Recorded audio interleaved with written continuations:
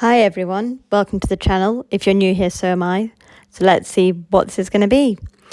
I picked this little guy up at Chil in Sheffield a few weeks back. I loved his pose and had the idea of him standing up above an X marks the spot and wanted to have a little go at making that. I started off giving him a base coat in this flesh tone. All of the paints I'm using today are from the collaboration that Squidmar did with Vallejo. They're absolutely incredible. I can't recommend them enough. And if I can work out how to link them to this video somehow, I will do. The idea was to start really dark and then build up different lighter layers to make him look really grimy and gross. But I forgot to film most of that, so you will see him like this and you'll see him at the end and not a lot in between. Sorry about that.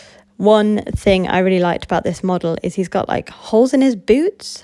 I think it's a great bit of attention to detail and they were really fun to get into and paint. So while I didn't manage to paint me building up the layers on his skin, I did manage to paint myself using this horrible orange on his clothes that I deeply regretted. Shouldn't have used it. I did put a bit of ink wash over it, which made it look a little bit better, but it was a bad choice. So once I'd finished painting the skeleton, I moved on to doing the base. I spent a long time faffing, holding the model over the foam, working out what kind of size I wanted it to be, and then started cutting out some different size blocks that I could stick together in order to get the kind of basic shape and height that I was going for. Now again, I don't think this foam is the best foam for doing this. I think it's XPS foam, but it doesn't look like what anyone else on YouTube uses, any other diorama makers, so I don't know, maybe it's not quite the right thing. That's actually a great segue into why I've made this video, why I'm putting stuff on here. And really, it's just that I absolutely love this kind of content and I just wanted to join in. And when I say join in, I'm sure I'm not the only person out there like this, but you buy the bits and you start making models and it's really easy to feel really bad about what you're able to accomplish when you watch a lot of amazing people on YouTube. So I thought, well, I'm just going to put out some of my very unpolished attempts at stuff and hopefully just, show that we all start somewhere and that you can be totally into this hobby and not be a whiz by any stretch of the imagination. Next thing to do was to start carving out the shape of the rock that I wanted the skeleton to stand on. Started making this little semicircle and then carved down in order to get a better shape on it. Carved the X out as well because I wanted to fill that with some red and water effects mixed together. And I was really pleased with how the shape of this turned out overall in the end. I'm an absolute bugger for just keeping going with something, keep chopping more off, more out. But I tried to be more restrained this time in order to not destroy what I had done, which I was actually pretty happy with.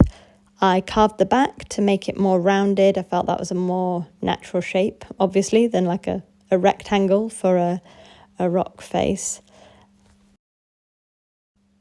And I also carved down a bit between the layers that had given the height in order to give a more natural progression. And I did end up sticking some extra bits of foam in there as well in order to make that even more natural looking. Once I was happy with the shape, I cracked out the blowtorch to give a more natural undulating feel to the ground on top where the skeleton is ultimately going to stand. I also used it to sort of round off the edges of the foam a little bit. And this was the final result, the final shape that I went with. I was really happy with it. It was not a disaster. It's all you can ask for, really. Finally, it was time to mix up some plaster of Paris with some Mod Podge to use as a base on the foam.